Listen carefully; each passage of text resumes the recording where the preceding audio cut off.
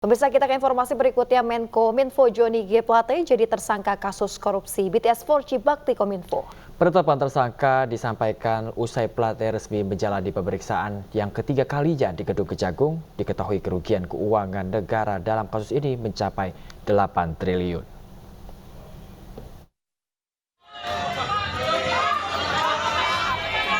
Usai menjalani pemeriksaan selama hampir 3 jam, Menteri Komunikasi dan Informatika Johnny G. Plate keluar dari gedung Jampitsus dengan menggunakan rompi merah jambu. Kejaksaan Agung menahan Johnny Plate selama 20 hari ke depan dan akan ditempatkan di Rutan Salemba Cabang Kejaksaan Agung. Johnny Plate dikenakan pasal 2 dan 3 Undang-Undang Tindak Pidana Korupsi Junto pasal 55 ayat 1 ke 1. Penetapan tersangka disampaikan usai Plate resmi menjalani pemeriksaan yang ketiga kalinya di Gedung Kejagung. Diketahui kerugian keuangan negara dalam kasus ini mencapai 8 triliun rupiah. Setelah kami evaluasi, kami simpulkan telah terdapat cukup bukti bahwa yang bersangkutan diduga terlibat di dalam peristiwa tindak pidana korupsi proyek pembangunan infrastruktur BTS 4G paket 1, 2, 3, 4, dan 5. Tentunya selaku pengguna anggaran dan selaku menteri. Atas hasil pemeriksaan tersebut, sehingga tim penyidik pada hari ini telah meningkatkan status yang bersangkutan setelah dari saksi menjadi tersangka. Usai menetapkan Menteri Komunikasi dan Informatika Johnny G. Plate sebagai tersangka, Kejaksaan Agung bergerak cepat untuk mengumpulkan sejumlah barang bukti dengan melakukan penggeledahan di rumah dinas politisi Partai Nasdem tersebut. 4 jam melakukan penggeledahan di rumah dinas di Jalan Widya Chandra, Kebayoran Baru, Jakarta Selatan. Penyidik Jaksa Agung Muda Tindak Pidana Khusus Kejaksaan Agung mengamankan sejumlah berkas yang dimasukkan ke dalam 3 box kontainer. Dari Jakarta, Tim Liputan Ainus melaporkan. Pemirsa, Ketua Umum Partai Nasdem Surya Paloh menyinggung hukum alam jika penetapan tersangka terhadap Johnny G. Plate tidak terlepas dari intervensi politik dan kekuasaan. Sementara itu, Istana Kepresidenan menegaskan penetapan tersangka kepada Menteri Komunikasi dan Informatika Johnny G. Plate merupakan sebuah proses penegakan hukum yang murni tanpa adanya intervensi kekuasaan, bahkan intervensi istana.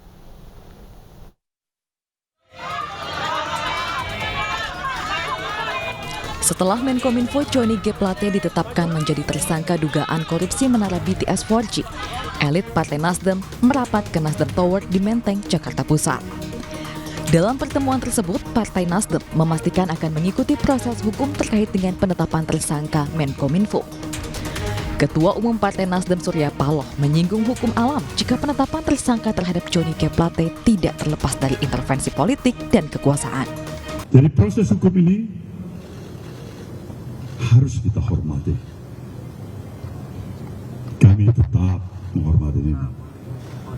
Tetapi sukar untuk mengusik apa yang terjadi di dalam perasaan emosi diri saya. Semoga saja godaan-godaan yang menyatakan pada saya ini tidak terlepas daripada intervensi politik tidak benar. Ini tidak terlepas daripada intervensi kekuasaan juga tidak benar. Ini godaan pada diri saya dan saya sudah katakan tidak benar itu. Kalau benar, mungkin hukum alam nanti. Sementara itu, Istana Kepresidenan memberikan pernyataan terkait penetapan tersangka Johnny G. Plate oleh Kejaksaan Agung. Pemerintah menyampaikan apresiasi terhadap aparat penegak hukum atas upaya pengungkapan kasus korupsi yang mencapai 8,32 triliun rupiah tersebut. Bahwa tentu saja dipastikan bahwa kasus ini adalah kasus murni yang terkait dengan tugas dan tanggung jawab Pak JGP dalam tugasnya sebagai Kementerian Komunikasi dan Informatika dalam hal perkara BTS. Ali Mokhtar Ngabalin juga menegaskan penetapan tersangka kepada Menteri Komunikasi dan Informatika Johnny G. Plate merupakan sebuah proses penegakan hukum yang murni tanpa adanya intervensi kekuasaan, bahkan intervensi istana. Ia juga menyatakan pengungkapan kasus korupsi BTS 4G sebagai bentuk komitmen Jokowi dalam memberantas korupsi tanpa pandang bulu. Tim Liputan iNews melaporkan. Pemirsa, mantan Gubernur DKI Jakarta Anies Baswedan mendatangi kantor Partai Nasdem di Menteng, Jakarta Pusat. Anies mendatangi markas Partai Nasdem setelah Menteri dari Nasdem Johnny G. Plate ditetapkan tersangka korupsi BTS. Anies tiba di Nasdem Tower sekitar pukul 18.25 dan langsung disambut sejumlah petinggi Partai Nasdem. Tanpa menyampaikan apapun kepada wartawan, Anies langsung masuk ke dalam gedung. Pertemuan berlangsung sekitar 1 jam lamanya. Ketua Umum Partai Nasdem Surya Paloh beserta elit Partai Nasdem sebelumnya menggelar jumpa pers terkait penangkapan dan penahanan Menkominfo Johnny G. Plate oleh Kejaksaan Agung. Johnny G. Plate diduga terkait kasus korupsi BTS 4G yang merugikan negara hingga 8 triliun rupiah.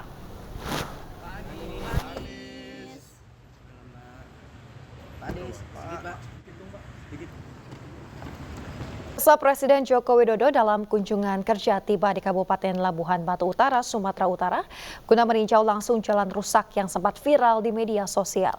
Kedatangan Presiden disambut antusias warga.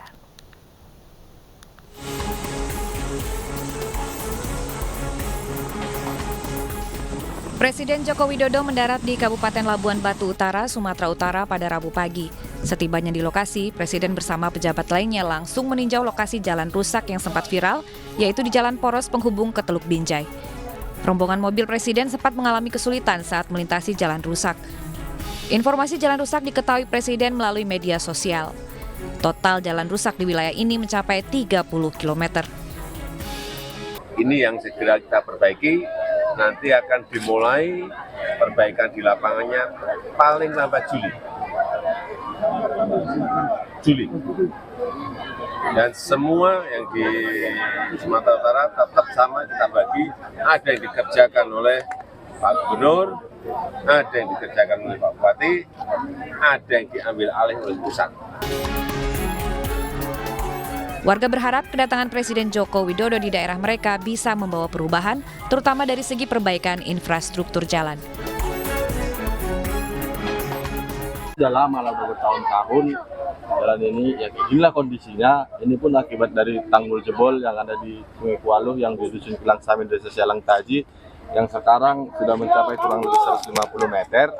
Dan sampai sekarang perbaikan tanggul itu yang masih kabar-kabar begitu aja, dan sampai sekarang belum ada perbaikan gitu, Pak. Usai meninjau jalan rusak, rombongan Presiden RI menuju Jalan Lintas Sumatera sambil membagi-bagikan baju kepada warga. Dari Labuhan Batu Utara, Sumatera Utara, Ikang Amanda, iNews melaporkan.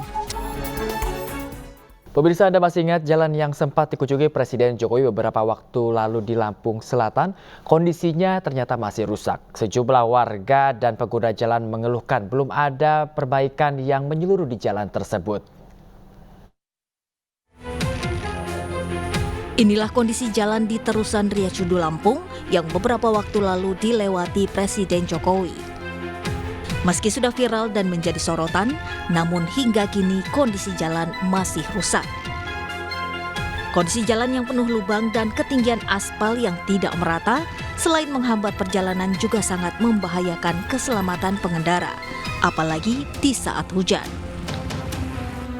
Warga dan pengguna jalan yang melintasi jalan Terusan Riyacudu, Desa Purwotani mengharapkan perbaikan infrastruktur jalan secara menyeluruh setelah Presiden Joko Widodo mengunjungi wilayah mereka.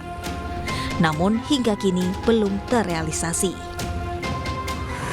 Pak Jokowi mau diperbaiki, tapi ya belum, baru ditimbun-timbun aja di depan sana sini, belum malahan. Belum diperbaiki ya? Belum diperbaikin. Jalannya jelek, Bang. Jelek ya? Iya. Jelek, Pak. Susah gimana ini? Ya, susah lah ini, bawa muatan berat ini. Jadi gimana harapannya ini? Ya, bisa diperbaikin lah jalannya mungkin kan, biar angkut-angkutan itu bisa lebih cepat lah nyampe tujuan gitu. Menurut warga, perbaikan jalan saat ini dilakukan secara swadaya. Mereka mengumpulkan uang secara sukarela untuk membeli batu penimbun jalan. Sebelumnya Presiden Joko Widodo berjanji akan memperbaiki jalan rusak di Lampung dengan menganggarkan 800 miliar untuk perbaikan di 15 ruas jalan di Provinsi Lampung. Sedangkan Pemprov Lampung sendiri pada tahun 2023 ini telah mengalokasikan dana sebesar 656 miliar juga untuk perbaikan jalan. Dari Bandar Lampung, Ruslan AS, iNews melaporkan. Pemirsa, Wali Kota Medan Bobi Nasution meninjau sejumlah jalan yang tengah diaspal di kawasan Medan Tuntungan. Dalam tinjauan tersebut, Bobi temukan pengaspalan dilakukan secara asal-asalan. Bobi sempat marah dan juga meminta pengawas proyek untuk mengkorek dan juga mengaspal ulang jalan-jalan tersebut. Bobi menegaskan pengerjaan pengaspalan jalan menggunakan uang dari masyarakat dan harus diperhatikan kualitasnya. Bobi juga mengimbau kepada pengawas proyek jangan dibedakan pengerjaan di tengah kota maupun di pinggiran kota. Semuanya harus sama kualitasnya. Usai melakukan peninjauan jalan yang baru diaspal, Bobi juga melakukan peninjauan saluran drainase di kawasan Jalan Danau Singkarak Medan karena kawasan ini merupakan daerah yang kerap mengalami banjir jika hujan turun. Kita minta oleh Dinas SDA BMBK ini selalu saya sampaikan uang masyarakat, pekerjaan kita yang pertama itu kualitasnya. Jangan proyek ini dianggap sebagai hanya kita sudah mengeluarkan anggaran, tugas kita selesai, enggak. Kualitasnya harus betul-betul dilihat. Jadi saya minta ini dikorek ulang ya, kupas ulang Pak. Warga Desa Sriwulan mengeluh adanya banjir rob di Demak, Jawa Tengah. Banjir rob terjadi hampir setiap hari mulai pukul 2 siang, pemirsa. Banjir rob yang terjadi di Desa Sriwulan, Demak, Jawa Tengah berada di sekitar 4 km proyek tol Semarang-Demak Seksi 1. Meski dampak banjir rob terus terjadi, namun warga masih bertahan. Ketinggian banjir rob yang terjadi hampir setiap hari memiliki ketinggian lebih dari setengah meter. Untuk mencegah dampak rob terus terjadi, 198 kepala keluarga ditawarkan untuk pindah ke Rusunawa. Rob terjadi akibat adanya perubahan garis pantai akibat abrasi yang terjadi sejak tahun 1998.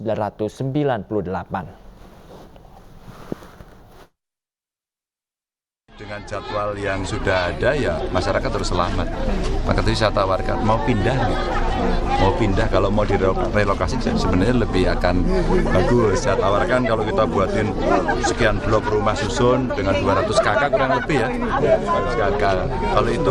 Kalau itu berkenan sebenarnya kita bisa ikhtiarkan. Kalau itu bisa terjadi.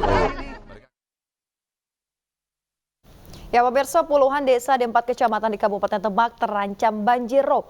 Selain untuk mengantisipasi kemacetan akibat banjir rob, pembangunan tol Semarang-Demak juga berfungsi sebagai tanggul laut. Proyek yang dibagi menjadi 3 paket ini menelan biaya 10,9 triliun rupiah. Ketua Partai Kebangkitan Bangsa atau PKB Muhaimin Iskandar alias Caimin kembali melakukan safari dengan berkunjung ke rumah dinas Wakil Presiden Indonesia ke-11 Budiono. Dalam kunjungannya, Caimin mengungkapkan Budiono memberikan banyak masukan dan pemikiran seputar ekonomi.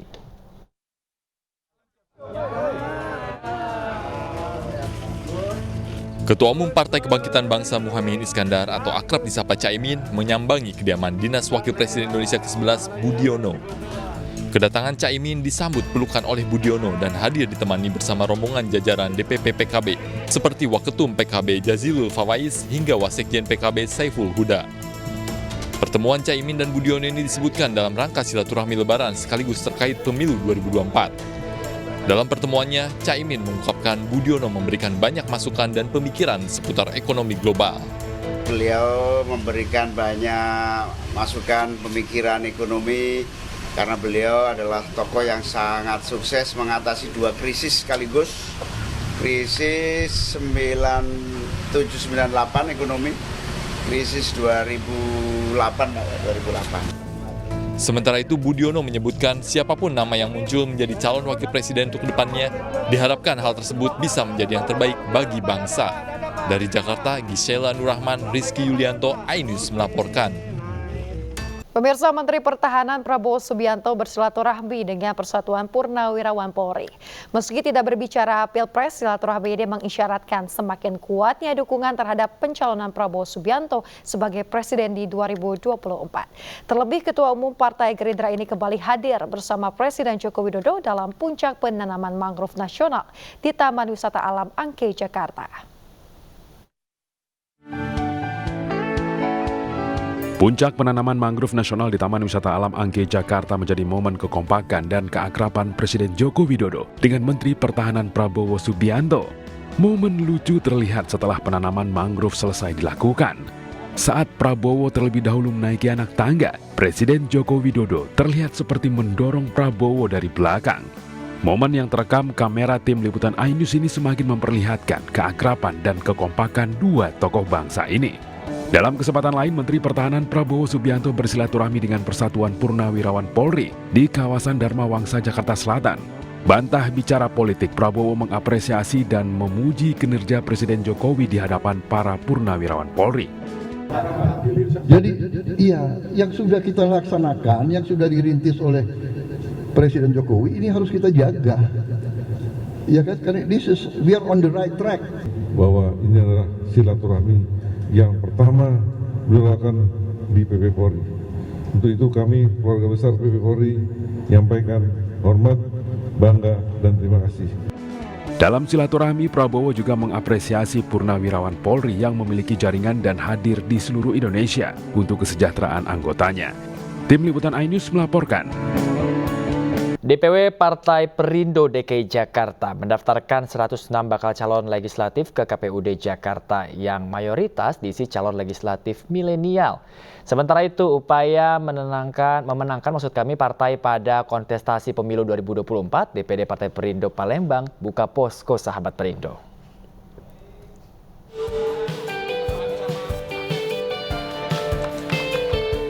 DPW Partai Perindo DKI Jakarta menyerahkan 106 berkas pendaftaran bacalek ke KPU. Selain selebriti, pengusaha, dan profesional, bacalek Partai Perindo mayoritas diisi oleh anak-anak muda atau generasi milenial. Jadi Perindo DKI khususnya mengedepankan caleg-caleg muda. Caleg-caleg di bawah umur 40 tahun itu kira-kira 60%. Intinya mayoritas diisi oleh anak-anak muda milenials. Karena target kita untuk Jakarta adalah menggait sebesar-besarnya ceruk milenial. Sementara itu, DPD Partai Perindo Palembang meresmikan posko Sahabat Perindo di Jalan Ratu Alamsyah Prawira Negara, Palembang, Sumatera Selatan.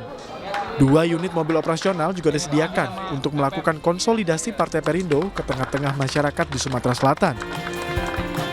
Hari ini kita soft launching untuk posko Partai Sahabat Perindo. Kita sebutkan posko Sahabat Perindo, karena ini adalah untuk semua sahabat-sahabat Perindo. Dengan hadir Pak Andi Asmara ini, saya yakin apa yang saya sampaikan tadi, 3 kali lipat jumlah DPR kabupaten dan provinsi hari ini akan kami raih di 2024 yang akan datang. Ratusan pengurus dan kader Partai Perindo se-Sumatera Selatan juga mengikuti pembekalan mengenai kepartaian dan ideologi partai dalam mewujudkan Partai Indonesia menuju Indonesia sejahtera. Tim Liputan iNews melaporkan. Pemirsa, pasangan suami istri asal Purwokerto, Jawa Tengah berangkat untuk menunaikan haji dengan cara menggoes sepeda. Perjalanan 8.000 km ini diperkirakan memakan waktu hingga 8 bulan. Abdul Holik, Ketua DPP Partai Perindo Bagian Keagamaan, memberikan apresiasi terhadap semangat dan juga tekad yang kuat dari pasutri tersebut untuk menunaikan ibadah haji dengan cara yang unik. Luar biasa ya, kepada tekad, semangat, dan niat yang kuat dari pasutri dari yang untuk menunaikan ibadah haji dengan cara menggoes ya, dengan cara bersepeda. Memang cara ini itu adalah cara yang sehat, cermat, dan hemat. Mengapa sehat? Karena dia bersepeda terus kan setiap hari. Mengapa cermat? Karena dia harus memperhitungkan kapan dia mulai dan kemudian kapan dia harus sampai di Arab Saudi tepat pada waktu haji berlangsung. Pengamanan warga di Intan Jaya, Papua terus berlanjut. Selain pengamanan, berbagai fasilitas dibangun untuk mendukung aktivitas warga.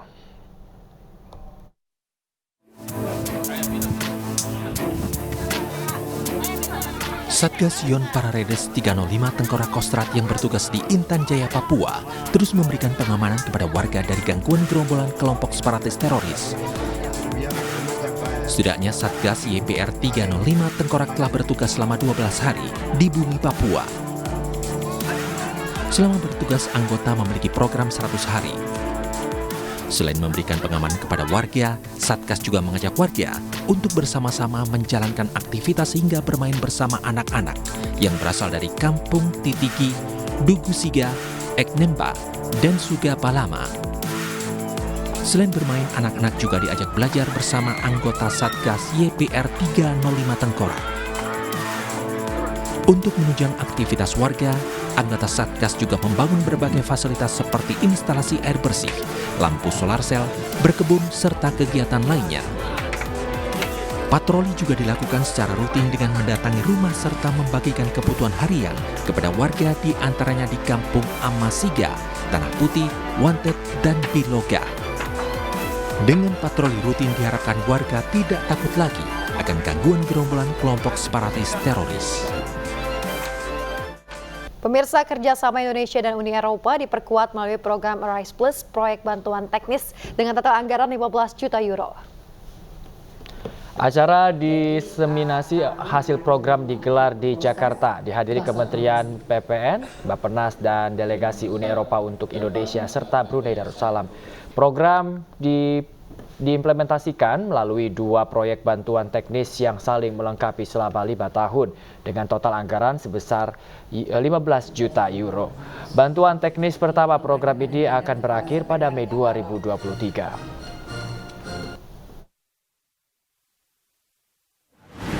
Mudah-mudahan kita bisa meningkatkan lagi pada kerjasama yang akan datang.